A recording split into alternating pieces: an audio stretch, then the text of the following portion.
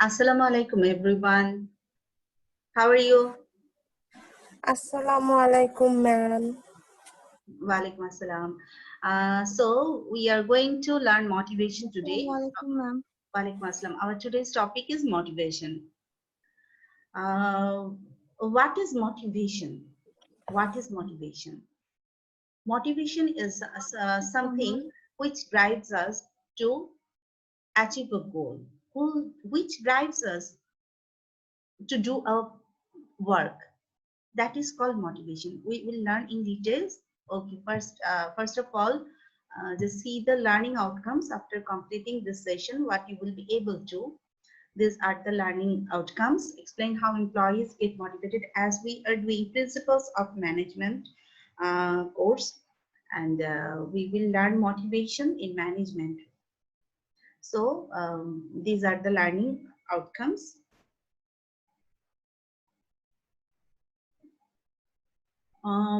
Explain how employees get motivated according to Maslow's hierarchy of needs. Then describe the difference between factors contributing to employee motivation and how this differ from factors contributing to dissatisfaction. Describe the needs for achievement, power, and affiliation, how these needs affect work behavior. Differentiate between Maslow's hierarchy of needs and Hertzberger's two-factor theory of needs. Explain Alderfer's existence relatedness growth theory and explain McClelland's acquisitive needs theory.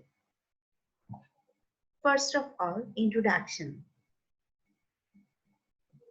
How we got this word motivation? Motivation derived from motive, which means needs, desires, wants, or drives within the individuals. It is something, it's such kind of internal factor. We cannot see it. We cannot see it. We just feel it.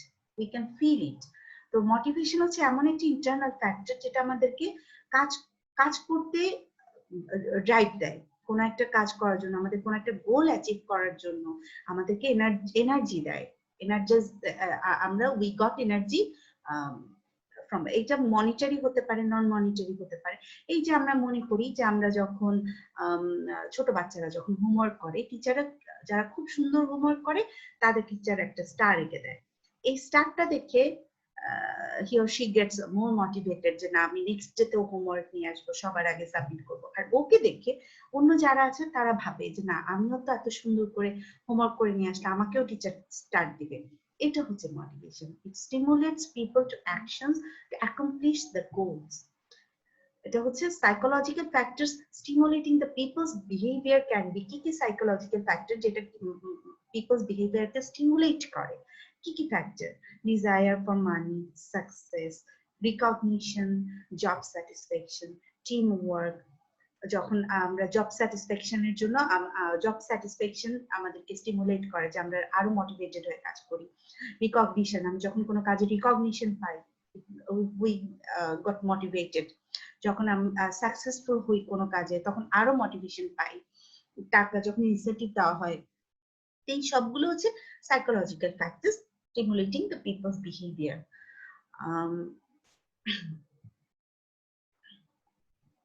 তারপরে আসি আমরা types. এগুলো হচ্ছে কিছু types in general, এটা ম্যানেজমেন্টের ভাষায় না, শুধু জেনারেলি মোটিভেশনটা কি কি ধরনের হতে পারে। ইন্ট্রিনসিক মোটিভেশন, যেটা কিনা ভিতরের থেকে আসে, যে আমি ভাবলাম যে আমার ওয়েট বেড়ে গেছে, আমার ভিতর থেকে মনে হচ্ছে না আমার আরো হেলদিয়ার হ্যাপিয়ার লাইফ লিড করার জন্য আমার ওয়েটটা লুজ করা দরকার। This is called intrinsic motivation. আমি নিজে থেকেই বললাম যে না আমি পড়াশোনা করছি, আমি জীবনে আরো বড় কিছু হব, আমাকে আরো ভালো করে পড়তে। যখন এক্সটার্নাল কোনো ফোর্স কাজ না করবে তখন সেটাকে বলা হচ্ছে ইন্ট্রিনসিক মোটিভেশন।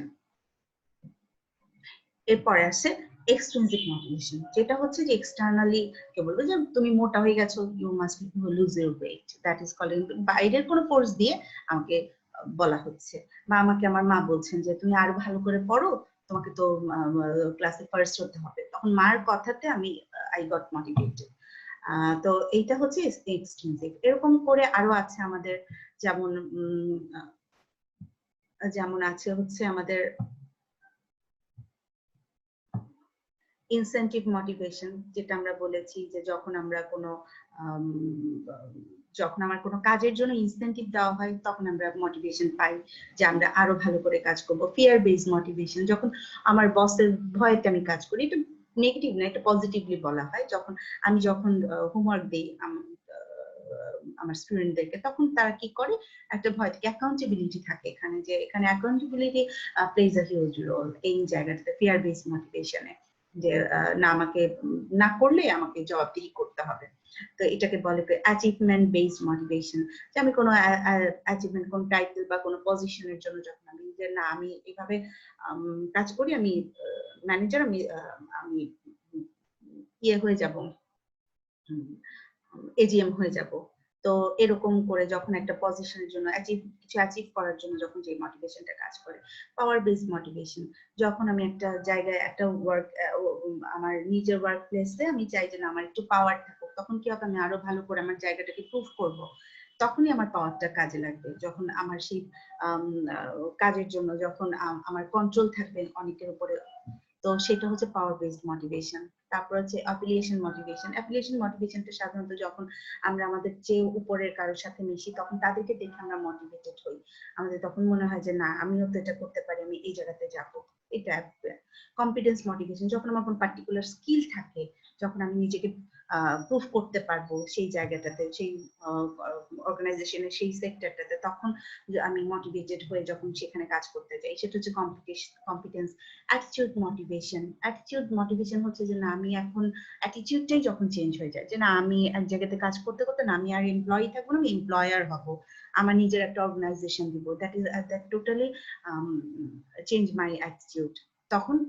তখন আমাকে কি করতে হয়, সেটার জন্য আমাকে একটা বড় ড্রাইভ দিতে হয় সেই গোলটা অ্যাচিভ করার জন্য, সেটা হচ্ছে অ্যাটিটিউড মোটিভেশন। এগুলো হচ্ছে মোটিভেশনের বিভিন্ন রকম ধরন। তো মোট কথা, আমরা যদি ম্যানেজমেন্টের ভাষায় বলি, motivation is an art by which managers promote productivity in their employees.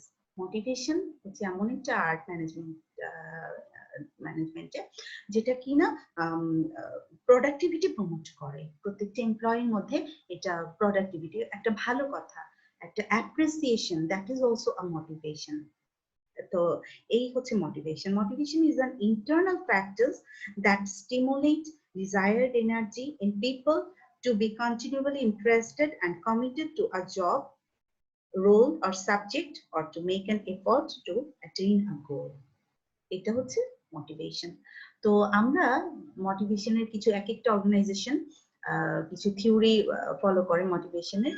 সেই থিওরি গুলো কি, অনেক স্কলার অনেক থিওরি বলেছেন, এর মধ্যে মূল 5টা নিয়ে আমরা আলোচনা করব। মূল 5টা, অনেক স্কলার অনেক রকম ভাবে বলেছেন থিওরি অফ মোটিভেশন। তো মূল 5টার মধ্যে major 5 theories are here. Maslow's hierarchy of needs, Herzberg's two-factor theory, তারপরে আছে হচ্ছে McClelland's theory of needs, Bloom's theory of expectancy, আর আছে McGregor's theory X and theory Y. এই হচ্ছে 5টা। তো প্রথমেই যেটা আসে, Maslow's hierarchy of needs. Abraham Maslow postulated that a person will be motivated when his needs are fulfilled. The need starts from the lowest level, basic needs, and keeps moving up as the lower level need is fulfilled. Maslow বলেছে যে মানুষের চাহিদাটা ধাপে ধাপে বৃদ্ধি পায়। যখন নিজের বেসিক নিড ফুলফিল হয়, তারপরে আরেক ধাপ বাড়ে। আমরা তো বুঝি প্রথম হচ্ছে মানুষের খাদ্যের চাহিদা, ফুড, ডিজায়ার ফর ফুড। তারপরে হয়তো আসে desire for money, desire for respect. এগুলো ধাপে ধাপে আসে। মাসলো সেটাকে একটা পিরামিডের মতন করে এটাকে উনি বুঝিয়েছেন যে কিভাবে মানুষের একটা অর্গানাইজেশনে এমপ্লয়িদের চাহিদা কখন হয়, নিডটা কখন হয়, যখন কোনো কিছু মিসিং থেকে নিডটা তৈরি হয়। যেমন আমার কাছে এটা নাই, আমার এটা হলে ভালো হতো, দ্যাট ইজ নিডস। যে আই মিস সামথিং, আমরা বলি না মাকে মিস করছি, I miss my mother, I need my mother. Miss থেকে নিড আসে, যে মা যদি পাশে থাকতো আমরা সেটা মিস করতাম না। তো মানেই বলেই আমরা মিস করছি, আমরা চাই, যেটা আমার কাছে নাই সেটা আমরা চাই। এখান থেকেই আসলে নিডস ব্যাপারটা আসে, অভাববোধ থেকে চাহিদাটা আসে। তো তো এই যেটা বলছে Maslow's hierarchy of needs is a motivational theory in psychology comprising a 5-tier model of human needs, often depicted as hierarchical levels within a pyramid. একটা পিরামিডের মধ্যে ছোট থেকে বড় একদম নিচে থেকে উপর পর্যন্ত বলা হয়েছে। তো মাস্টার প্রথমেই যেটা বলেছেন একদম বেসিক নিডস এর মধ্যে যেটা পড়ে, যে একটা অর্গানাইজেশনে যখন আমরা কাজ করি, প্রথম নিডটা কি, বা যখন আপনারা কাজ করতে যাবেন আমাদের প্রথম নিডটা কি হবে, আমাদের প্রথম নিডটা হবে স্যালারি, ওয়েজেস, মজুরি, পারিশ্রমিক ঠিক মতো দেয় কিনা বা কত, সেই স্যালারিটা প্রথম অ্যাট্রাক্ট করে এমপ্লয়ীদেরকে, সেই স্যালারিটা হচ্ছে বেসিক নিড, একদম প্রথম। এটাকে বলা হচ্ছে ফিজিওলজিক্যাল নিড। কারণ কি, সেই স্যালারিটা দিয়েই মানুষ খাবে, তার সংসারটা চলবে কিনা, সে তার সবকিছু চাহিদাগুলো, যেটাকে আমরা বলছি যে বেসিক নিডস গুলো, সে ফুলফিল করতে পারবে কিনা, খাবার পাবে কিনা, তার মেডিকেল ফ্যাসিলিটিস আছে কিনা, বা মেডিকেল ফ্যাসিলিটিস এই স্যালারি দেশে বিয়ার করতে পারবে কিনা, বেসিক নিডস গুলো ফুলফিল করতে পারবে কিনা, সেটা হচ্ছে ফিজিওলজিক্যাল নিডস। তার স্যালারিটা দেখি মূলত একদম প্রথমত এমপ্লয়ি গেট মোটিভেটেড। তো একটা কোম্পানিতে জয়েন করার পরে স্যালারি ঠিক মতো পাচ্ছি, কিছুদিন খুব ভালো করে কাজ করবেন, মোটিভেশন সেটাই কাজ করে যে আমি তো মাস শেষে স্যালারিটা পাচ্ছি। এরপরে কিছুদিন পরে যদি সেই জবটা যদি পার্মানেন্ট না হয়, আমরা জানি যে কোনো জবে যখন মানুষ প্রথম জয়েন করে সেখানে দেখা যায় যে প্রভিশনারি পিরিয়ড থাকে, অথবা দেখা যায় যে টেম্পোরারি নেয়। তো সেটা পার্মানেন্ট না হওয়া পর্যন্ত মানুষের মোটিভেশন কাজ করে না। তো এরপরে তার মনে হয় যে না, আমার সিকিউরিটিটা কি, আমার জবে আমার সেফটি কি, আমার জব সিকিউরিটি, আমার যে কোনো সময় চাকরি যদি বলে যে না টাইম, যে কোনো সময় আমার চাকরি চলে যাবে, তখন এই সিকিউরিটি ফিলিংস থেকে তারা তখন চিন্তা করে যে না, এইখানে তারা তাদের ফুল এফোর্টটা তারা দিতে পারে না, এখানে তারা পুরো তাদের কাজের ইয়েটা থাকে না। তখন তারা কি করে, সুইচ করার চিন্তা করে যে না, যেখানে আমাকে পার্মানেন্ট করবে, আমি এমন একটা অর্গানাইজেশনে যাবো যেটা সিকিউরিটি, জব সিকিউরিটি বেশি ভালো, তখন তারা সুইচ করার চিন্তা করে। যখনই একটা এমপ্লয়ি একটা অর্গানাইজেশন সুইচ করার চিন্তা করবে, তখন তার প্রোডাক্টিভিটি কমে যাবেই, সেই কোম্পানিতে তার প্রোডাক্টিভিটি অবশ্যই কমে যাবে। তাহলে সেকেন্ড ধাপে, যেটা ফিজিওলজিক্যাল নিডের পরেই যেটা আসে, সেফটি নিড, যে জবটা পার্মানেন্ট হলো কিনা, এটা হচ্ছে প্রথম সিকিউরিটি। ওয়ান্স জবটা পার্মানেন্ট হয়ে যায়, তখন সে আবার মোটিভেটেড হয় যে না, আমি আবার কাজ করবো। তখন মনে হয় যে আমার আর কিছুই লাগবে না, আমার জব পার্মানেন্ট হয়ে গেছে, আমি মান্থলি স্যালারি পাচ্ছি ঠিক মতো, আমার লাগবে না। তারপরে তার আরেকটা চিন্তা হয় যে আমার রিটায়ারমেন্টের পরে কি হবে, এখন তো আমি চলে যাচ্ছি, রিটায়ারমেন্টের পরে আমি আমার কি হবে, রিটায়ারমেন্টের পরে আমার সিকিউরিটিটা কি। তো গভর্নমেন্ট জবে কেন সবাই অ্যাট্রাক্টেড হয়, কারণ গভর্নমেন্ট জবে দেখা যায় যে কাজ করার পরে, রিটায়ারমেন্টের পরে পেনশন পায়, যা আর ওর জীবন নিয়ে আর চিন্তা করতে হয় না, বা বড় একটা টাকা পায়, টাকা দিয়ে ইনভেস্ট করে অনেক কিছু করতে পারে। তো এই কারণে গভর্নমেন্ট জব কেউ চায় না, ওখানে জব সিকিউরিটিটা এত বেশি বলেই স্টেবল থাকে গভর্নমেন্ট জবে, এবং প্রোডাক্টিভিটিও ওখানে বেশি থাকে। তো এইটা আরেকটা সিকিউরিটি সেফটি চিন্তা। অনেক কোম্পানিতে প্রভিডেন্ট ফান্ড থাকে, গ্র্যাচুইটি থাকে, ওগুলো হচ্ছে সেফটি নিড ফুলফিল করা আর কি। তো safety need, physiological need, safety need, এই দুটো যখন হয়ে যায় একটা এমপ্লয়ি, তখন কাজ করতে থাকে, তার প্রোডাক্টিভিটি ভালো থাকে। তারপরে সে কিছুদিন পরে দেখে যে সে কাজ করে যাচ্ছে, বাট ওই কোম্পানিতে তার মতের কোনো দাম নাই, তার ওপিনিয়ন দেওয়ার কোনো জায়গা নেই, অথবা work environment is not so good.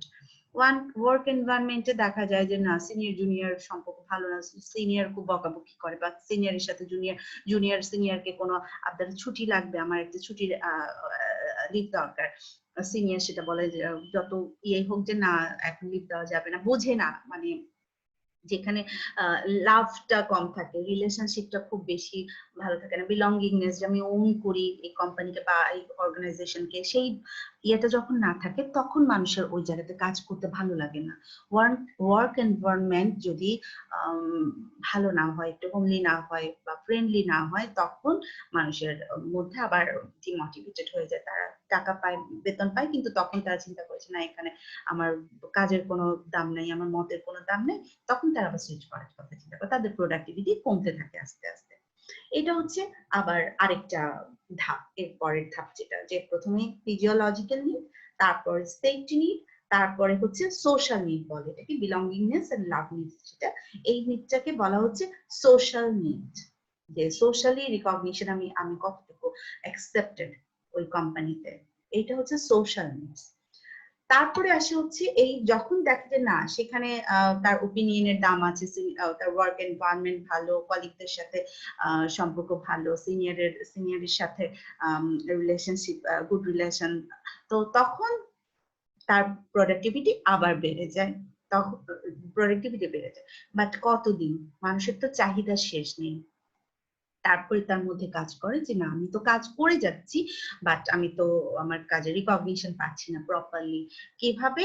সেটা হচ্ছে যে আমাকে তো প্রমোশন দিচ্ছে না, আমি তো এত এত কাজ করছি, আমার তো প্রমোশন চাইতাম, প্রমোশন পাচ্ছি না। প্রমোশন যদি না পায় তখন তার মধ্যে আবার ডিসস্যাটিসফ্যাকশন কাজ করে, তারপরে সে আবার ডিমোটিভেটেড হয়ে যায় যে না আমি এত এত কাজ করছি কিন্তু প্রমোশন হচ্ছে না, আমি এখানে তো সময় থাকলে সে আরেক অর্গানাইজেশনে সুইচ করার চিন্তা করে, অথবা এখানে থাকলে যে থাক আমি তো এভাবেই আছি, প্রোডাক্টিভিটি তখন অনেক কমে যায়। তখন সে ওই ধাপে একই রকম করে, তখন আর তার মধ্যে সেই তাকে ড্রাইভ দিবে সেটা, সেই ইন্সপিরেশনটা সে তখন পায় না, ভিতর থেকে আর তখন আসে না। সেটাকে বলা হচ্ছে স্টিম নিডস।